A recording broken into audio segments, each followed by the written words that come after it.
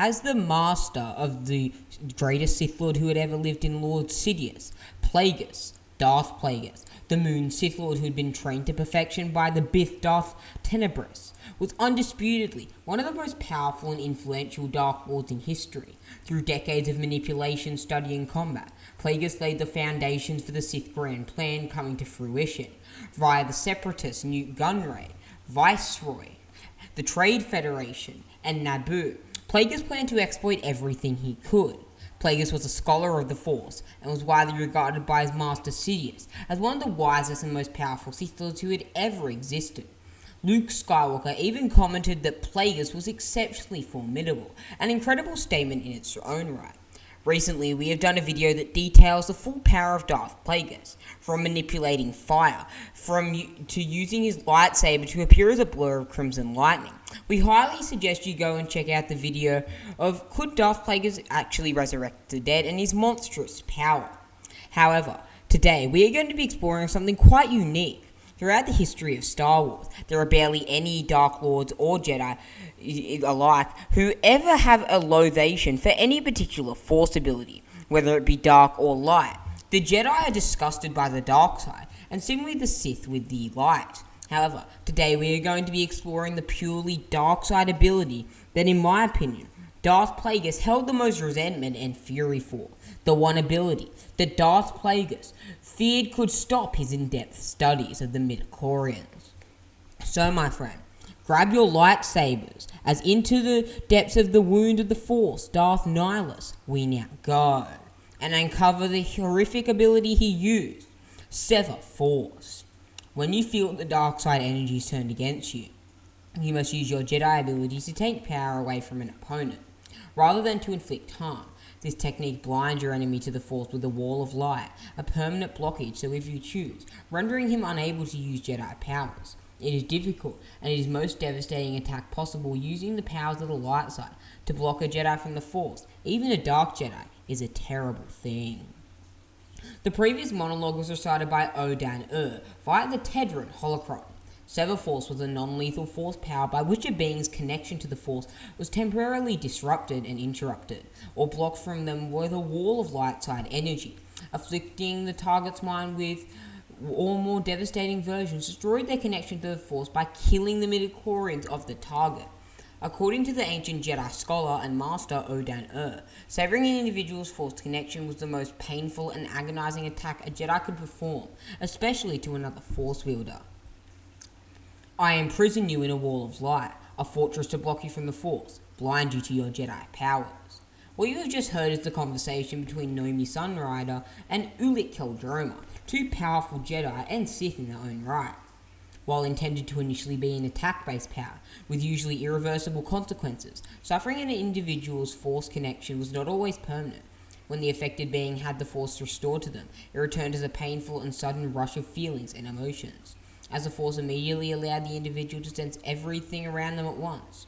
This was the case with Jedi Ben Skywalker, the son of Luke Skywalker and Mara Jade, who had his Force connection severed by his cousin and Sith Lord Jacen Solo, also known by his alter ego and alias as Darth Caedus. Caedus had blocked his cousin's Force abilities while holding him captive in the Yuzong Rong torture device, later referred to as the Embrace of Pain, which Darth Krayt would eventually use on Cade Skywalker, a descendant of Anakin.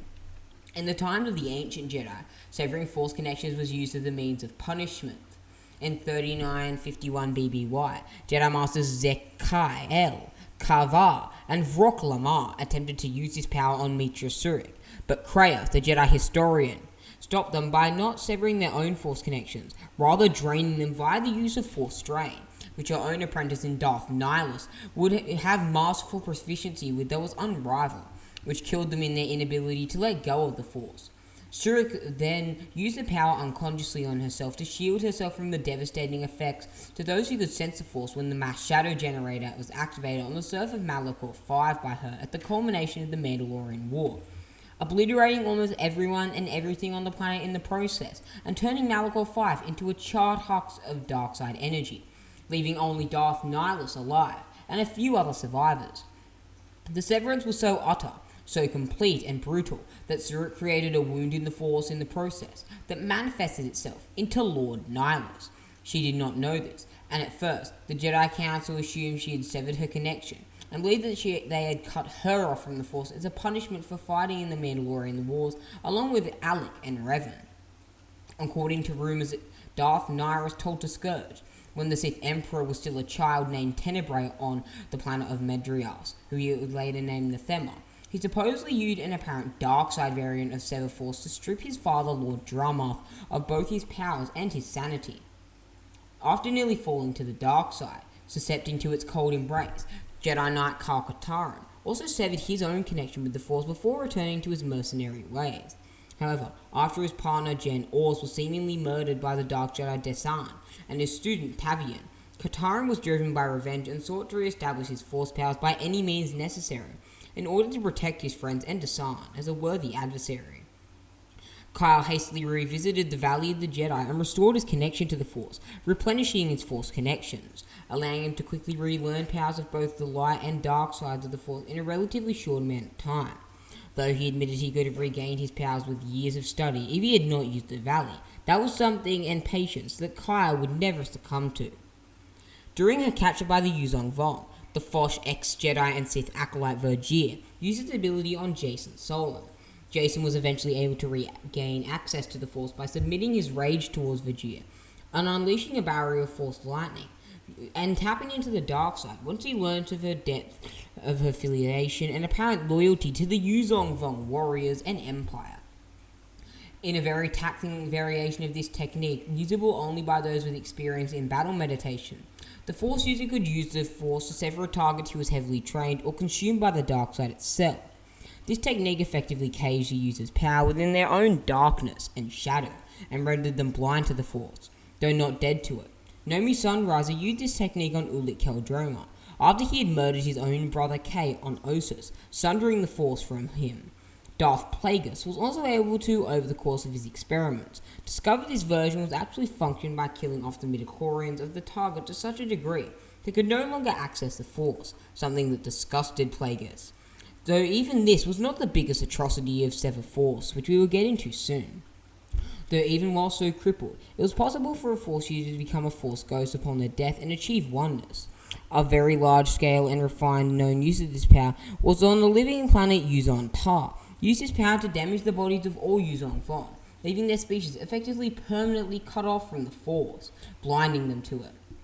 However, this is not even close to the atrocities of this power.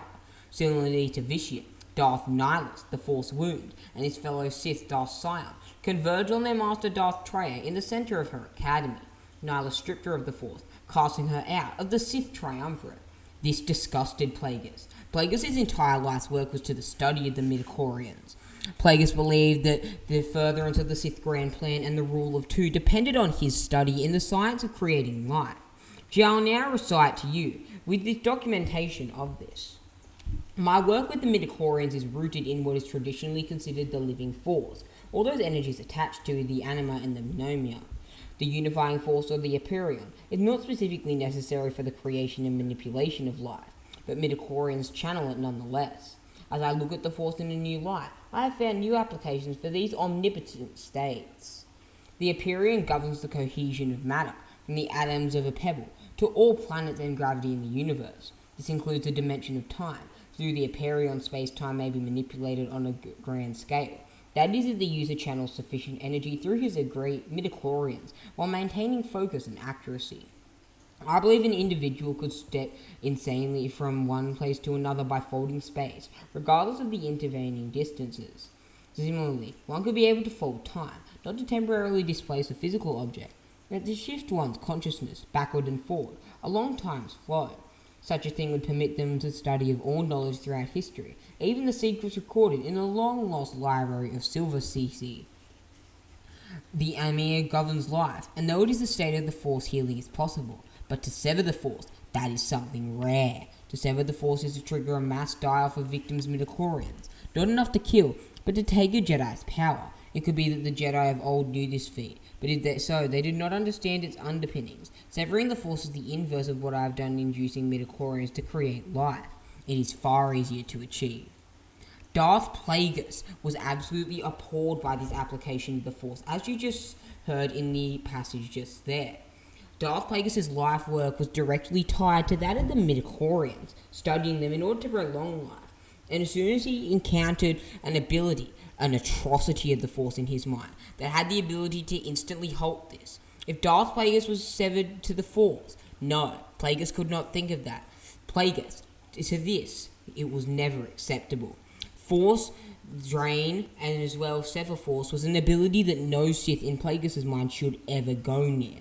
Even the most noteworthy, like Palpatine, his own apprentice, he believed that they would be betraying the Force in its entirety and going against his very experiments if he even attempted to experiment with it.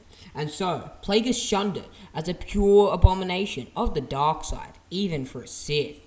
So my acolytes, what did you think of this video and this lore breakdown on why Sever Force was the only ability that Darth Plagueis hated in the Force, despite him being a pure, reclusive scholar of it and teacher of it? Farewell, my acolytes. I'll see you in a galaxy far, far away. Keep your wits about you, and remember, the dark side of the Force is a pathway to many abilities that some consider to be unnatural, although these abilities will not take hold of you unless you allow them to.